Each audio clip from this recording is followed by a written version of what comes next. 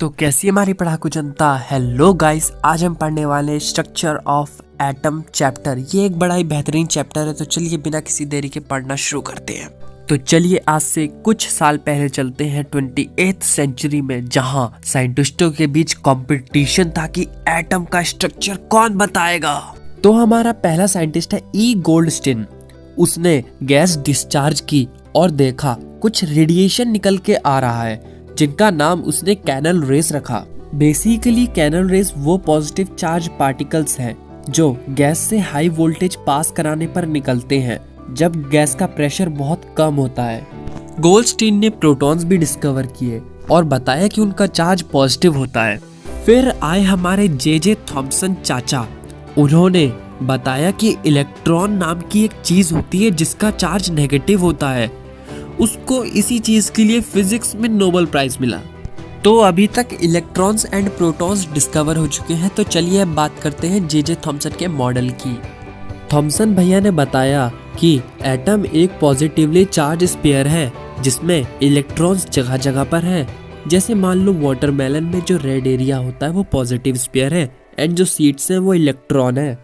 Thompson ने कहा atoms electrically neutral होते हैं, बट इसके स्ट्रक्चर को फ्रॉड बताया गया जब रुदरफोर्ड ने एक्सपेरिमेंट किए।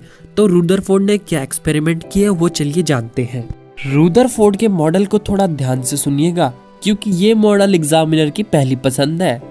रुदरफोर्ड ने एक्सपेरिमेंट के लिए गोल्ड फॉइल ली। ओ मागो तुरुला, इसने गोल्ड फॉइल ली। हमारे घर में तो गोल्ड को तिजोरी के अंदर बंद करके रखते हैं और उसकी चाबी मम्मी अपनी जेब में रखती हैं। उसने गोल्ड फॉइल इसलिए ली क्योंकि उसे बहुत पतली लेयर चाहिए थी। तो उसने गोल्ड फॉइल पर अल्फा पार्टिकल्स हिट किए। Alpha particles basically double charged helium ions होते हैं जो कि 4 mu के इक्वल होते हैं। जब उसने अल्फा पार्टिकल्स गोल्ड फॉइल पर हिट किए तो एक्सपेक्टेड तो ये था कि अल्फा पार्टिकल्स डिफ्लेक्ट होंगे, बट जो एक्सपेक्ट करते हैं वो रियल में होता कहाँ है। तो चलिए देखते हैं रियलिटी में हुआ क्या था। ज़्यादातर अल्फा पार्टिकल्स सीधे पास कर गए गोल्ड फॉइल को। कुछ रेज डिफ्लेक्ट हुई पर बहुत छोटे एंगल से।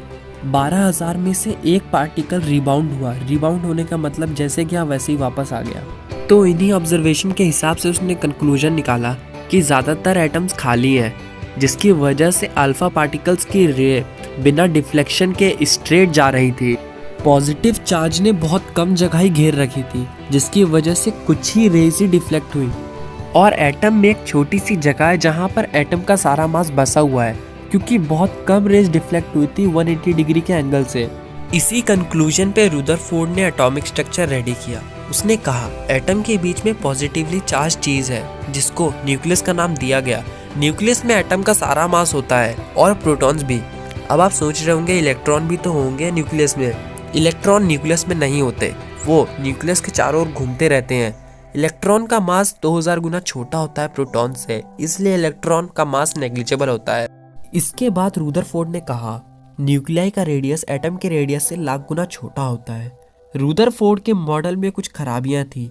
उसने कहा था इलेक्ट्रॉन न्यूक्लियस के चारों तरफ घूमते रहते हैं। आप इमेजिन करो, जब ये इसके चारों तरफ घूम रहे हैं तो एनर्जी भी यूज होगी, बट पेट्रोल कौन इनके पप्पा देंगे? अगर ये घूमेंगे तो न्यूक्लियस को हिट भी कर देंगे एक दिन।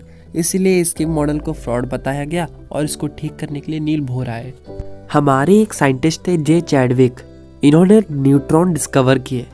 उन्होंने कहा इनका कोई चार्ज नहीं है एंड इनका मास प्रोटॉन के मास के इक्वल है। इसको n से रिप्रेजेंट करते हैं। तो चलिए इतने टॉर्चर के बाद थोड़ा आराम हो जाए। मिलते हैं नेक्स्ट वीडियो में।